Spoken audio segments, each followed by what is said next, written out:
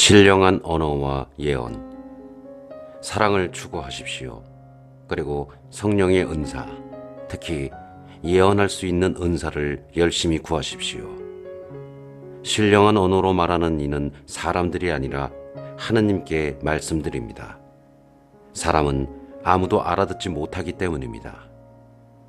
그는 성령으로 신비를 말하는 것입니다. 그러나 예언하는 이는 사람들을 성장하게 하고 격려하고 위로하는 말을 합니다. 신령한 언어로 말하는 이는 자기를 성장하게 하지만 예언하는 이는 교회를 성장하게 합니다. 나는 여러분이 모두 신령한 언어로 말할 수 있기를 바랍니다. 그러나 그보다는 예언할 수 있기를 더 바랍니다. 누가 해석을 해주어 교회가 성장에 도움을 받는 경우가 아니면 예언하는 이가 신령한 언어로 말하는 이보다 더 훌륭합니다. 이제 형제 여러분, 내가 여러분에게 가서 신령한 언어로 말한다 한들 계시나 지식이나 예언이나 가르침을 주는 말을 하지 않으면 내가 여러분에게 무슨 소용이 있겠습니까?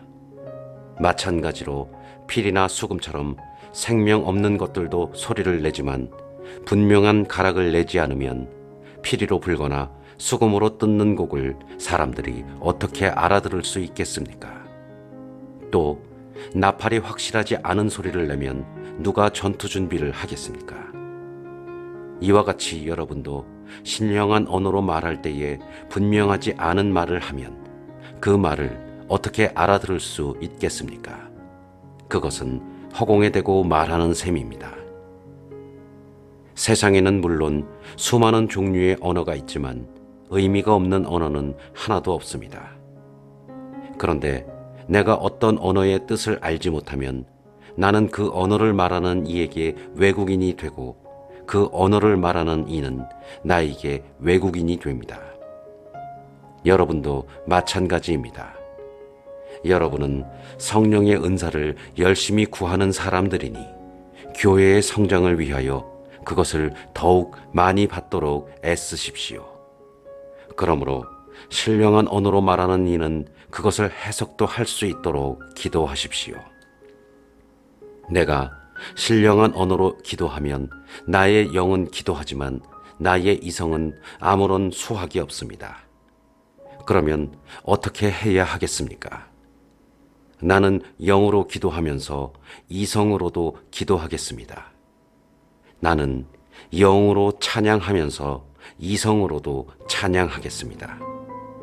그런데 그대가 영으로만 찬미하면 그대가 무슨 말을 하는지 알아듣지 못하는 초심자가 어떻게 그대의 감사 기도에 아멘 하고 응답할 수 있겠습니까?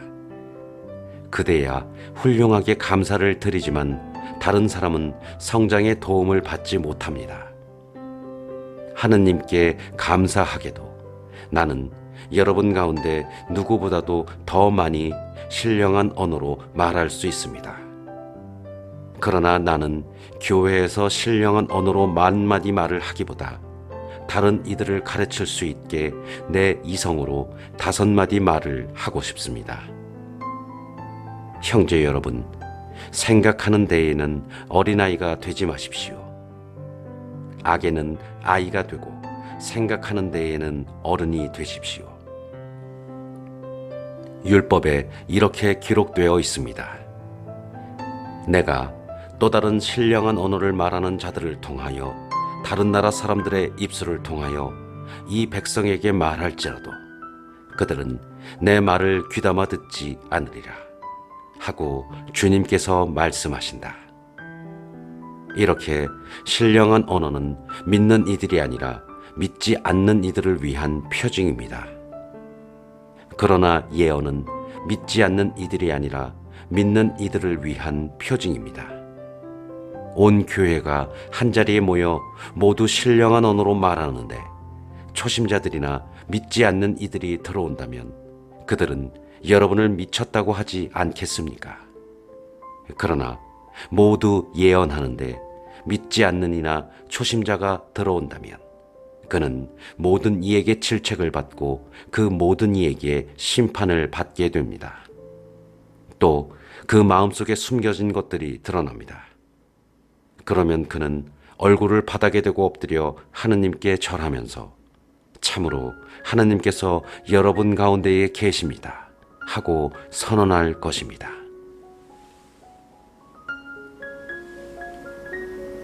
전례의 질서와 통일성. 그러니 형제 여러분, 어떻게 해야 하겠습니까? 여러분이 함께 모일 때에 저마다 할 일이 있어서 어떤 이는 찬양하고 어떤 이는 가르치고 어떤 이는 계시를 전하고 어떤 이는 신령한 언어를 말하고 어떤 이는 해석을 합니다. 이 모든 것이 교회의 성장에 도움이 되어야 합니다. 누가 신령한 언어로 말할 때에는 한 번에 둘이나 많아야 셋이서 차례를 하고 또 한 사람이 해석을 해야 합니다. 그러나 해석하는 이가 없으면 그들은 교회 안에서 잠자코 혼자서 하느님께만 말해야 합니다. 예언자들은 둘이나 셋이 말하고 다른 이들은 그것을 식별하십시오. 그러나 그곳에 앉은 다른 이에게 계시가 내리면 먼저 말하던 사람은 잠자코 있어야 합니다. 이렇게 여러분 모두 한 사람씩 예언할 수 있습니다. 그러면 모든 사람이 배우고 또 모든 사람이 격려를 받게 됩니다. 예언자의 영은 예언자에게 복종해야 합니다. 하느님은 무질서의 하느님이 아니라 평화의 하느님이시기 때문입니다. 성도들의 모든 교회에서처럼 여자들은 교회 안에서 잠자코 있어야 합니다. 그들에게는 말하는 것이 허락되어 있지 않습니다. 율법에서도 말하듯이 여자들은 순종해야 합니다. 배우고 싶은 것이 있으면 집에서 남편에게 물어보십시오. 여자가 교회에서 말하는 것은 부끄러운 일입니다. 하느님의 말씀이 여러분에게서 나오기라도 하였습니까? 아니면 하느님의 말씀이 여러분에게만 내리기라도 하였습니까? 누구든지 자기가 예언자거나 성령의 은사를 받은 사람이라고 생각하면 내가 여러분에게 써보내는 이 말이 주님의 계명임을 알아야 합니다. 누구든지 이것을 인정하지 않으면 그 사람도 인정받지 못합니다. 그러므로 나의 형제 여러분, 예언할 수 있는 은사를 열심히 구하십시오. 그리고 신령한 언어로 말하는 것을 막지 마십시오. 다만 모든 일이 품위 있고 질서 있게 이루어져야 합니다.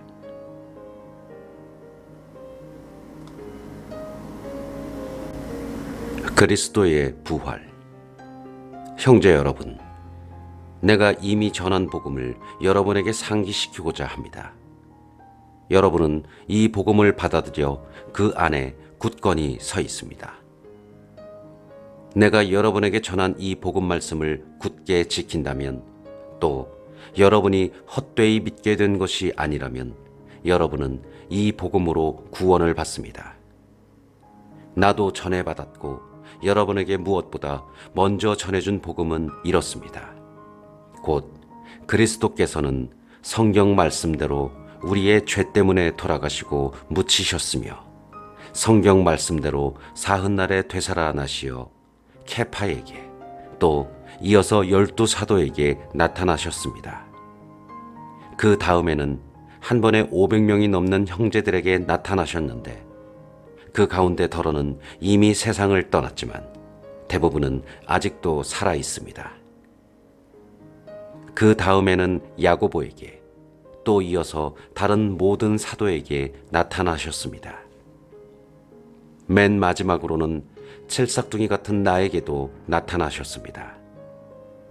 사실 나는 사도들 가운데 가장 보잘것없는 자로서 사도라고 불릴 자격조차 없는 몸입니다.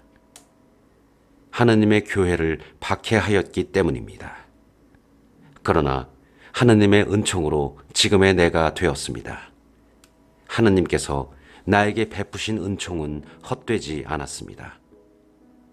나는 그들 가운데 누구보다도 애를 많이 썼습니다. 그러나 그것은 내가 아니라 나와 함께 있는 하느님의 은총이 한 것입니다.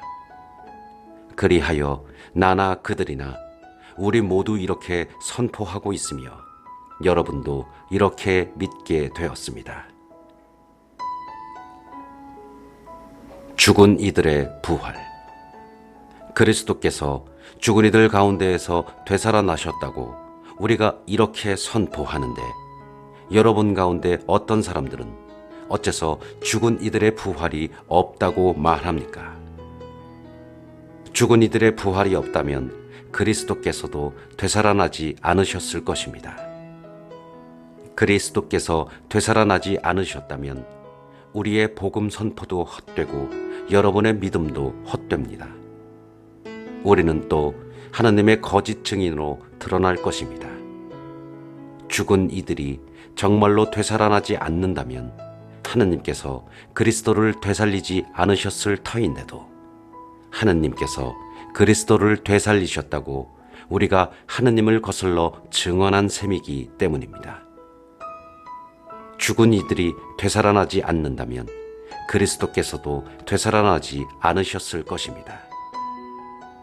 그리스도께서 되살아나지 않으셨다면 여러분의 믿음은 덧없고 여러분 자신은 아직도 여러분이 지은 죄 안에 있을 것입니다. 그리스도 안에서 잠든 이들도 멸망하였을 것입니다. 우리가 현세만을 위하여 그리스도께 희망을 걸고 있다면 우리는 모든 인간 가운데에서 가장 불쌍한 사람일 것입니다. 그러나 이제 그리스도께서는 죽은 이들 가운데에서 되살아나셨습니다. 죽은 이들의 만물이 되셨습니다. 죽음이 한 사람을 통하여 왔으므로 부활도 한 사람을 통하여 온 것입니다. 아담 안에서 모든 사람이 죽는 것과 같이 그리스도 안에서 모든 사람이 살아날 것입니다. 그러나 각각 차례가 있습니다. 만물은 그리스도이십니다. 그 다음은 그리스도께서 재림하실 때 그분께 속한 이들입니다. 그러고는 종말입니다. 그때에 그리스도께서는 모든 권세와 모든 권력과 권능을 파멸시키시고 나서 나라를 하느님 아버지께 넘겨드릴 것입니다. 하느님께서 모든 원수를 그리스도의 발 아래 잡아다 놓으실 때까지는 그리스도께서 다스리셔야 합니다. 마지막으로 파멸되어야 하는 원수는 죽음입니다. 사실 하느님께서는 모든 것을 그의 발 아래 굴복시키셨습니다. 그런데 모든 것이 굴복되었다고 말할 때 모든 것을 그에게 굴복시키신 분이 제외된다는 것은 명백합니다. 그러나 아드님께서도 모든 것이 당신께 굴복할 때에는 당신께 모든 것을 굴복시켜 주신 분께 굴복하실 것입니다. 그리하여 하느님께서는 모든 것 안에서 모든 것이 되실 것입니다. 그렇지 않다면 죽은 이들을 위하여 세례를 받는 사람들은 무엇을 하겠다는 것입니까? 죽은 이들이 전혀 되살아나지 않는다면 무엇 때문에 그들을 위하여 세례를 받습니까? 우리는 또 무엇 때문에 늘 위험을 무릅쓰고 있습니까? 형제 여러분, 내가 우리 주 그리스도 예수님 안에서 품고 있는 긍지, 곧 여러분에 대한 나의 긍지를 걸고 말합니다. 나는 날마다 죽음을 마주하고 있습니다. 내가 에페소에서 이를테면 맹수와 싸웠다고 한들 그것이 나에게 무슨 소용이 있겠습니까? 죽은 이들이 되살아나지 않는다면야 내일이면 죽을 몸 먹고 마십니다. 착각하지 마십시오. 나쁜 교제는 좋은 관습을 망칩니다. 정신을 똑바로 차리고 죄를 짓지 마십시오. 하나님을 제대로 알지 못하는 이들이 덜어 있기 때문에 여러분을 부끄럽게 하려고 이 말을 하는 것입니다.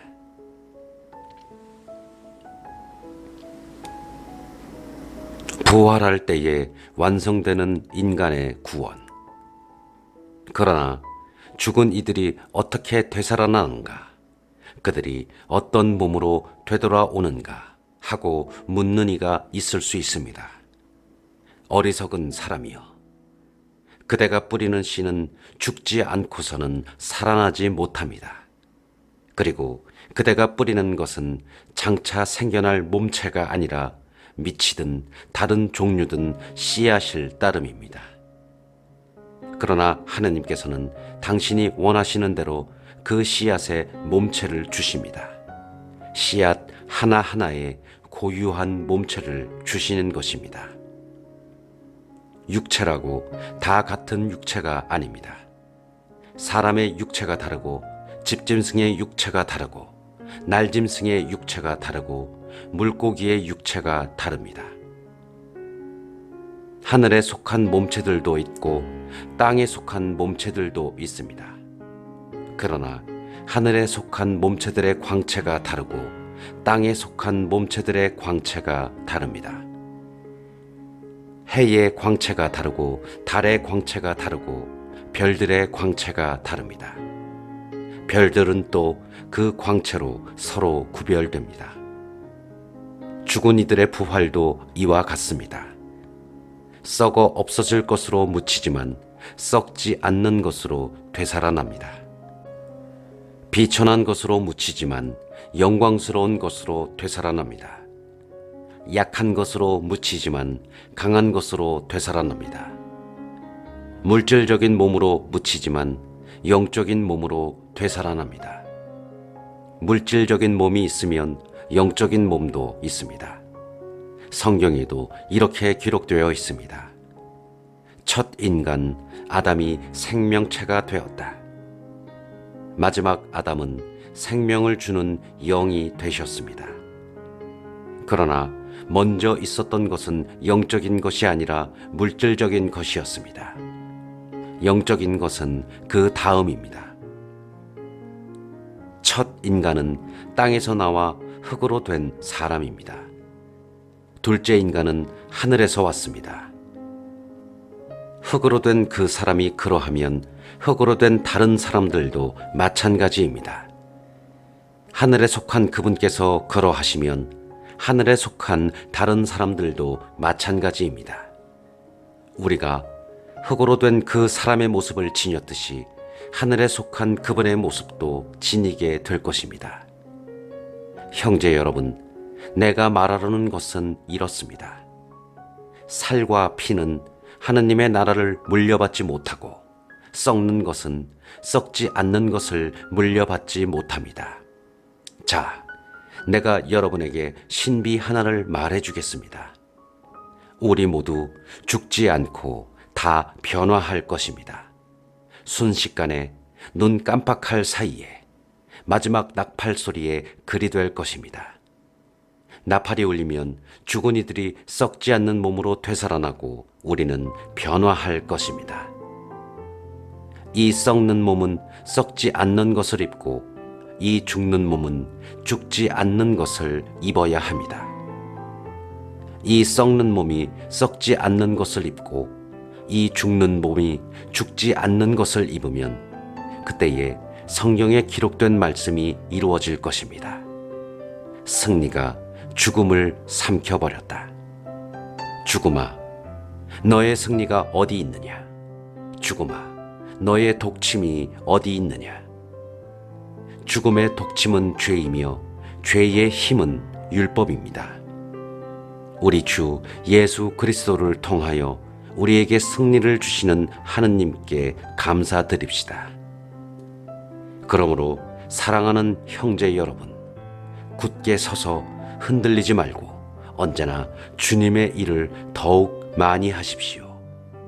주님 안에서 여러분의 노고가 헛되지 않음을 여러분은 알고 있습니다.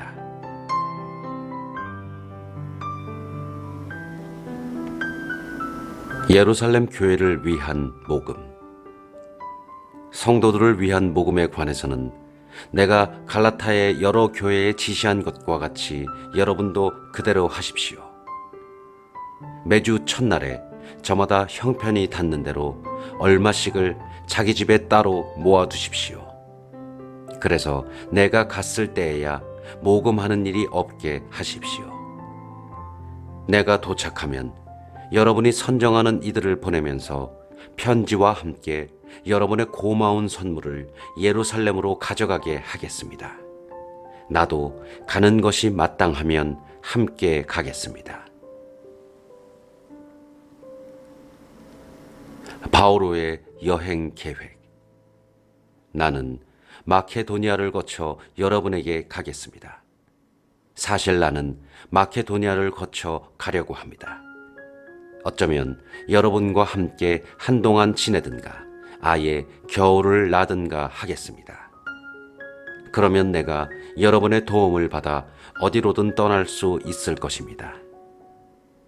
이번에 나는 그저 지나가는 길에 여러분을 보려는 것이 아닙니다.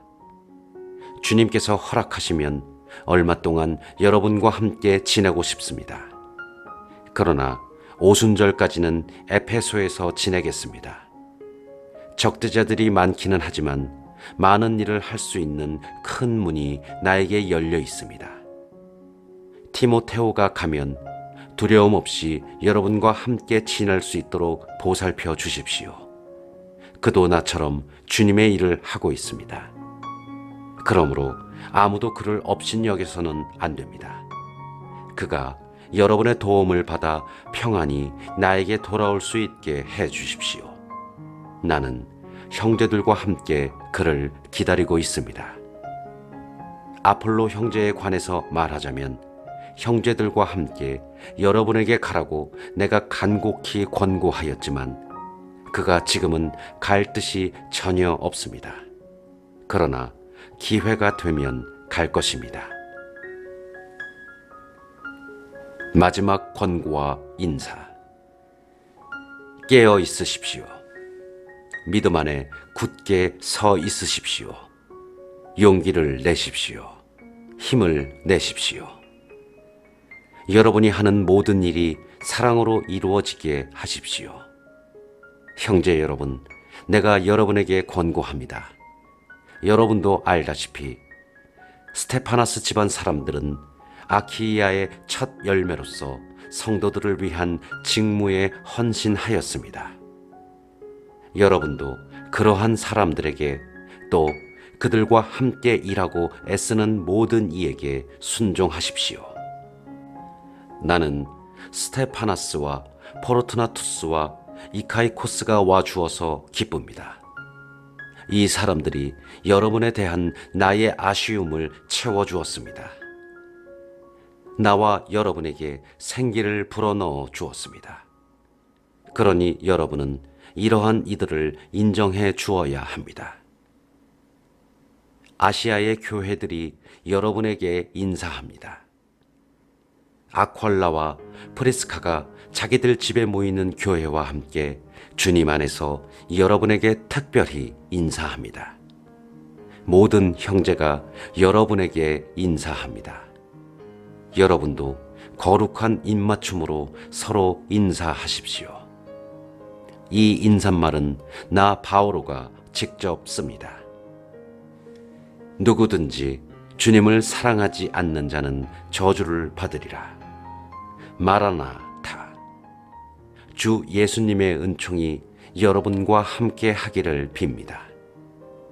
나는 그리스도 예수님 안에서 여러분 모두를 사랑합니다.